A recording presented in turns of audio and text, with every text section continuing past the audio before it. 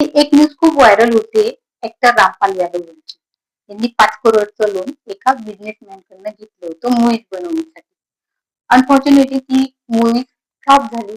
त्याच्यामुळे त्यांना खूप लॉस गेला आणि मग त्याच्यामुळे ते त्यांचे ते हप्ते फेडू शकले नाही आणि मग त्याचे कर्जावर कर्ज असं ते 9 करोड झाले. मग एक दिवस असा आला की ते बिझनेसमॅननी कोर्टात केस केली आणि मग आता ते रामपाल यादव त्यांनी कोर्टला सरेंडर केलं आणि ते तिहार जेलमध्ये. मला हे बोलायचंय की ज्यावेळेस माणूस दुःखात असला तर कोणीही त्याला मदत करत नाही. तो कॉमन असो, सेलिब्रिटी असो, कोणीही असो. आणि सुखात असल्यानं तर सुखात सर्व येतात, पण दुःखात कोणीच येत नाही. पण अशा दुःखात जर एखादा माणसाने जर हात पुढे केला, तो देवापेक्षा कमी नाही. म्हणून ना माणूस हा म्हणजे आपण देव बघितलेला नाही, पण चांगल्या माणसातच आपण देव बघतो.